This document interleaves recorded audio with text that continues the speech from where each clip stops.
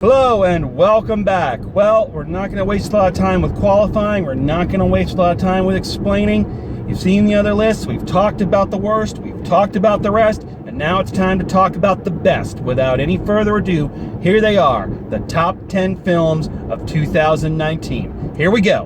Number 10. Nancy Drew and the Hidden Staircase. I know. On the surface, this one seems like the least likely to be on this list, and for a couple of reasons. Number one, most of you probably didn't even know this movie fucking existed because there was no publicity for it. It came and went within a week. Everyone, and to be honest, of the films I've seen, this one feels the most pedestrian. It feels like it was directed more for a made-for-TV movie. It's a little flat and is, very much in that feeling of an ABC Family kind of thing. So why did it make this list? Well, a couple of reasons. Number one, it was fresh and original. It was something I wasn't expecting and was really happy that I found. I think it is an excellent way of how to update a property for a modern audience. I like that they actually gave Nancy a character and didn't just make her Little Miss Perfect at everything. They gave her flaws. They gave her things she had to overcome. It made her more interesting. And Sophia Lillis, who plays Nancy, is long on charm and charisma. This young lady owns the screen. And it's going to be very exciting to see what she does next, being so young, and what is going to be in store for her going forward. She's done a lot of big movies, and I hope she stays on the right path because I think she has an amazing career ahead of her. If you liked Nancy Drew, you have kids, check this one out because it deserves a life. It was a good little film. Number 9. Knives Out. This one just hit all the right buttons for me. Gets knocked down pretty far because of the puking thing. Because yes, I don't like puke or shit or anything like that. I'm old, I'm a prude. But, man, I love old school mysteries. This one, a mix of Miss Marple, Charlie Chan, and Columbo. Daniel Craig doing that southern accent. I don't know what it is, but I love when he does it, and he clearly has a ball when he does it. I've heard rumors that they are, in fact, going to do a spin-off with him and do more movies with him as this detective, and I am so on board for that. The only thing I'll say is that if you're going to do it, folks who are making these movies, don't delve into his past. Don't try to make him more of a character. Just let him be who he is. The odd observer who comes in and sees all this stuff and reports back. Don't try to make it about him. But other than that, fun-ass movie. Number 8. Cyrano, My Love. This one falls a few places because, yeah, the kind of uncomfortable subplot about the writer writing a love story to another woman even though he's married, it feels, I don't know, it feels a little icky. But God help me, I'm a theater person. I love movies about the theater, and I said this in the review, but I think this bears repeating. What I really love about this one, and what I love about a film like Shakespeare in Love, is the concept that these masterpieces, these things that we now consider the gold standard, didn't just appear. The artist didn't just sit down, snap their fingers, and Cyrano jumped from the pen fully formed. That it took a lot. It took a lot of things coming together, happening at just the right time to make a masterpiece. And I love viewing that journey. I don't know how true any of this was, but it was a fun film, and it gives us an insight into one of theater's all-time great shows. Number 7. 5 Feet Apart. So, another one in the bizarrely specific dying kid romance genre, but this one hit home. This one hit pretty far, and I find myself rewatching it and just appreciating it more and more. I give great ups to the two actors, our two main actors in that. And I said this in the review, but it bears repeating here. They did a lot with some difficult material, and I remember specifically the scene where they're on a date and they're in the swimming pool and they're showing each other their surgery scars. So they're stripping off down to their underwear and showing each other where they've been cut and, you know, how their bodies have kind of been mutilated and all this. And it's an incredibly intense and intimate scene, and it must have been hard for these two young actors, but they pulled it off. It's a powerful scene, and it makes everything else about the movie work. That scene holds the film together, and the rest of the film is very good. It falls into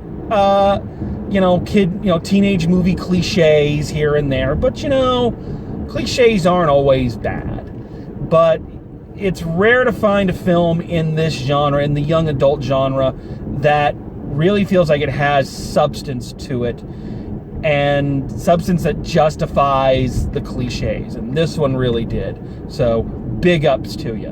Number 6, Fiddler, A Miracle of Miracles. It's funny, I've never reviewed a documentary until this year, and this year I reviewed 2 of them, and both of them are on this list.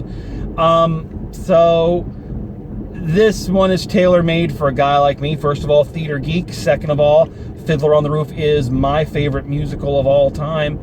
And what I love about this documentary is how many different views it takes of the material. It talks about it from a historical point of view, from a cultural point of view, from a multicultural point of view, not just how it reflects the Jewish culture that it clearly is based on, but how it reflects all the cultures that have interpreted it since. You get different views of different productions from all over the world, high school productions, productions done in China. It's wonderful to see how one piece has affected so many. It's the It's a Wonderful Life of theater documentaries. And watching it, you just feel more connected with the piece than you ever did before. And for a piece that I've seen a lot and have felt very connected to, that's saying something. Number 5, Captain Marvel. So this one is just a breath of fresh air, much like Black Panther was before it. I really feel that because, this sounds terrible to say, but I really believe this, because their main character was a woman, what it forced them to do, what it forced Marvel Studios to do, was to reevaluate the formula that they've been using on their origin stories since Iron Man. I mean, their origin stories had been getting a little tired, and following the same plot. I mentioned this when I talked about Doctor Strange a few years back. And because this one, they didn't have to worry about, the love interest, the side girl. They had to restructure the entire plot and made it more interesting. I love Carol and Nick Fury as like a buddy cop team. Brie Larson is just a phenomenal actor and carries this role with just a lot of poise, which is amazing because she's kind of small. She's a small person, but she just has so much charisma. And the neat twists and turns with the Skrull and all that, setting the stage for what's going to happen post Endgame. Just a really enjoyable origin story that I'm glad they got right. Number 4, What We Left Behind, a look back at Star Trek Deep Space Nine. So as I said a second ago, up until this year, I've never reviewed a documentary, and this year I reviewed 2 of them. And they're both on this list. And one was about a Broadway show that captured the hearts and imaginations of the entire world, and the other is about an almost forgotten chapter in the Star Trek saga that until recently had been viewed as the black sheep. And I'm sorry, not sorry, the black sheep goes higher. Deep Space Nine is one of my favorite television shows. It's my favorite Trek by far. And it's been one of those things where, I talked about this with some of the other movies on these lists about how I always feel like I'm the one guy in the world who doesn't like something. Well, it also goes the other way, where sometimes you feel like you're the only person on Earth who does like something. And I've been waving Deep Space Nine's flag for a long, long time. And yeah, this is made by the creators, so it is a big pat on the back to them, and it is, very kind of one-sided. But I don't give a shit. It's great to see the show that I love and that I've been touting the qualities of for years kind of get its due. And also, of course, they couldn't foresee this at the time, but especially this past year, losing two prominent members of the Deep Space Nine family in Aaron Eisenberg and Rene Auberjonois, it feels even more poignant. Number 3,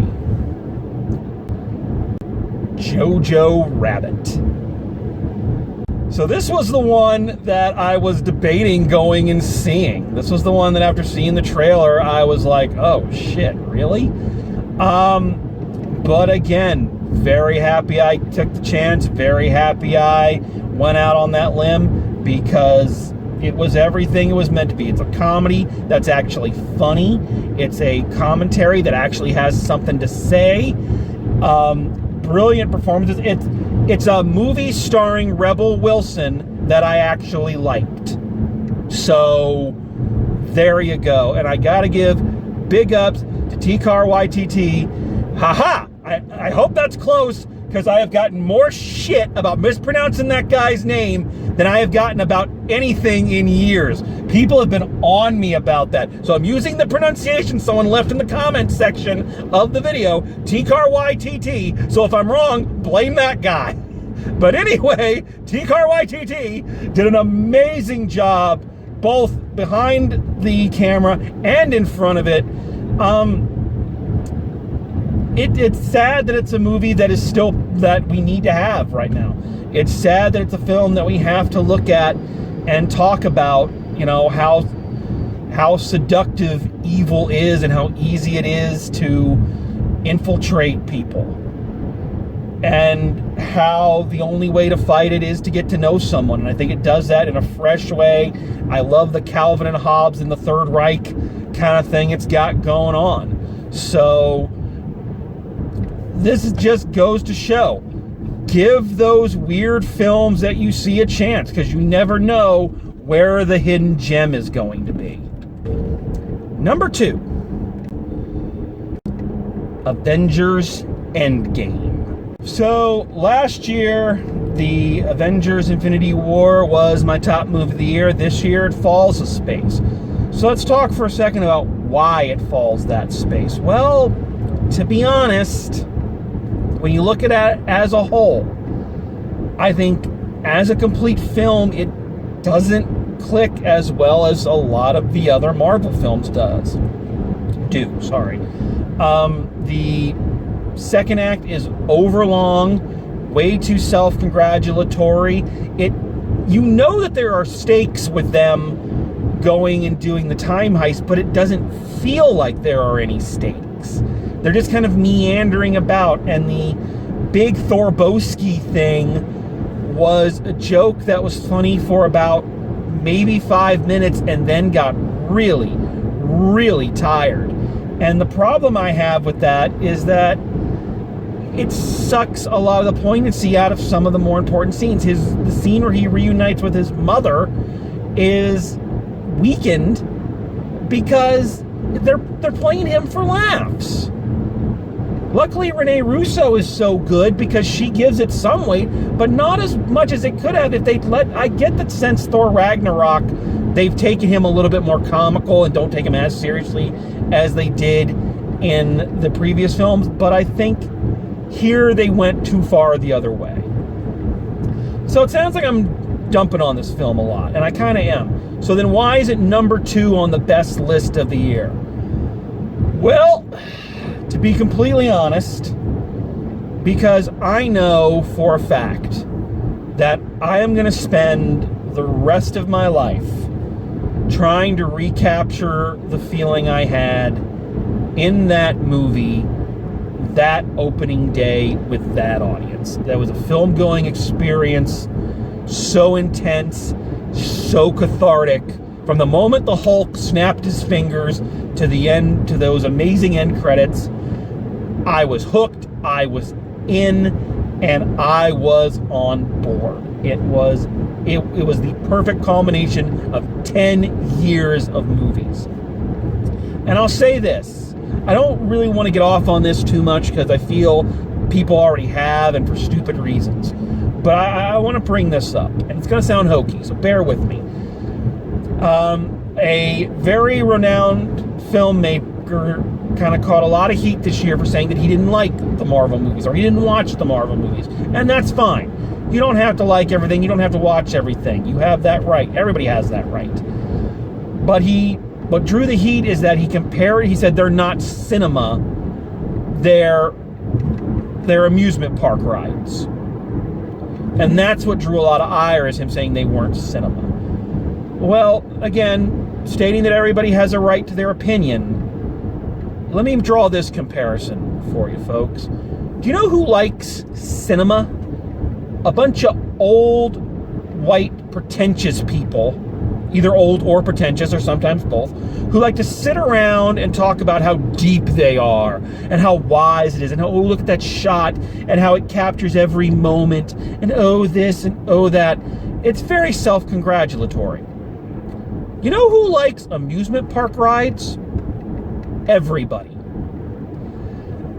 Again, this is going to sound hokey, but I had a moment in this film that I've only had one other time in a movie. And that is this moment of feeling a complete sense of community amongst generations, amongst races, religions. I'm not making this up. I'm being completely 100% honest right here. I remember sitting in that movie, I remember very clearly, there were two African-American women sitting directly next to me. Down about 3 rows, there were 2 guys in turbans. Up from them and just over to the right was a gentleman and his 2 kids, a boy and a girl, and they were speaking Spanish. So I don't know what nationality they were, but a Hispanic family. Then you had me and my 3 friends, so 3 white guys, all in a row. You had an entire theater filled with every race, creed, color, and religion. And what were we doing? All of us together were laughing, cheering, crying, reacting, and going on the ride together. So yeah, maybe this movie was an amusement park ride, but it was an amusement park ride made for everyone, and everyone dug it. I think that's pretty important. And the number 1 movie of 2019 is Cats. I know. I'm as surprised as you are. I wouldn't have thought this, but giving it some further reflection and kind of looking back at it, I think there's a lot more going on in this movie than any of us are really willing to give it credit for. And I think everybody was just in such a hurry to, no pun intended, use this film as a scratching post. They were too busy looking for clickbait by seeing who can insult it the most, that I don't think anyone ever really took the time to look at what it was and what it did. You know? Did it have flaws? Yeah, it had flaws. Yes, the CGI was not perfect, but you know what? Technology needs to be tested. It needs to be pushed. And not every film is going to look perfect. Sometimes they're going to look bad, and that's so you can take the next step. I just feel like we all just need to take a step back and stop hating on this poor thing and maybe look at it through a more critical eye, and maybe you're going to see some of its benefits. Okay? And I just want to throw this little nugget out there for you. Just a little thing to consider. Citizen Kane, long considered the greatest movie ever made. A film that used new camera techniques that no one had ever done before. A film that toyed with the concept of linear storytelling. This movie was panned by critics when it came out and booed at the Oscars. So, I'm just saying, I think history is going to come back around on Cats. And when it does, I want you all to remember, all you bandwagon jumpers, I want you to remember that it was Drive Home Reviews that did it first. That was the first one to say there's more to this film than you gave it credit for. No, I'm just fucking with y'all. Cats is the #1 movie of the year. Some of your heads exploded. Be honest, some of y'all's heads exploded. You were like, what, Cats? Bah! You were ready. You were ready in those comments to rip me a new one. Admit it. Admit it. all right. For realsies. Let's be serious. Let's be serious. And the for real #1 movie of 2019 is Stan and Ollie. Sometimes you call it. Doesn't happen often, but sometimes you call your shot.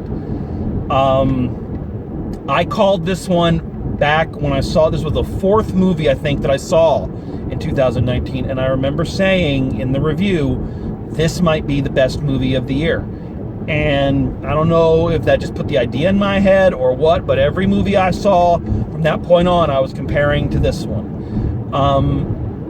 This was the kind of movie that I felt was lacking in 2018. That quiet film that came along that had no expectations towards anything. This wasn't trying to be a big summer blockbuster. This was not trying to be Oscar bait. It was trying to tell a story and did so in a alarmingly poignant and touching way. I think I've stated I don't really believe in award ceremonies anymore for various reasons, but if I did, the fact that John C. Reilly did not receive an Oscar nomination or any nomination for his portrayal of Oliver Hardy is criminal.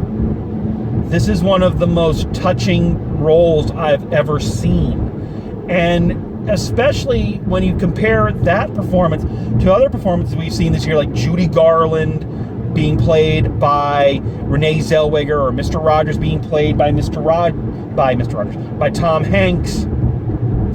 You know, these films where actors put on an accent and basically do a bad Saturday Night Live impression for 2 hours, and people are going, oh my God, it's such brilliant acting. No, this was brilliant acting. And I said it in the review, but I feel like this movie also had the integrity to talk about a subject that a lot of films are scared to talk about. And that sounds stupid, but they are scared to discuss it. Talking about long-term platonic love between two men. Talking about what it means to be a friend, to be a best friend, a long-term best friend, somebody you've known for years. And I said this in the review too, that we're so horrified of that these days. Hollywood is so scared of that. They have to classify things as bromance because they don't want things to be conceived as gay. Because you can't admit that these two men care about each other or love each other on a level that isn't sexual. And this film showed that, and showed it beautifully. 2 times. I talked about this in the review, and I feel like I can talk about it more in detail here because I'm not worried about spoilers at this stage. 2 times during this movie, I wept openly. Openly wept in the theater. You know, the first, and I'm getting a little misty talking about it now, is right near the end, right before they do their dance, when Oliver Hardy says to Stan, I'm going to miss us when we're gone. And boy, he said that, and boom, tears, man. And I just recovered from that. They do the dance, and you're just like, yeah, they're dancing together. He's doing the dance. You just recover from that. And the movie ends, and they do the title card there, you know, that they always do in history films. They tell you what happened after. And it said that Stan Laurel, even after Oliver Hardy's death, would continue to write sketches for them and wrote scripts for them, knowing they'd never get made, but because that's what he did for his best friend. And happened again, I just went boom, boom. I'm not lying. I wept. It hit me, and man, not the biggest film of the year, not the loudest film of the year, not the most special effects driven film of the year, but one of the most touching and beautiful and honest movies that I have seen in such a long time, and it felt so good to love this movie. If you haven't seen it, please go and check it out. And as I said in the review, watch it with your best friend. So there you go, another year down and another series of top 10 lists in the books. So 2020, start of a new decade. So we're not quite done with our lists yet. I got one more I'm pondering doing, and that is taking back at the decade that was and seeing what were some of the best films of the 2010s. So I'm not sure when I'm going to get to that, but it's hopefully going to be soon, and I hope when I do, you'll come along and enjoy the ride with me. Thank you, everyone who has supported Drive Home Reviews. Thank you, everyone who has watched, who has commented, who has enjoyed what I do, even if maybe you didn't agree with me. So I appreciate you for watching. I appreciate you for telling me how much you enjoy it. And I appreciate you for joining me for the drive home. So here's to another year at the movies. And with our new ride, our crew, and everyone together, from all of us here at Drive Home Reviews, let me say one more time, drive safe, and I'll see you at the movies.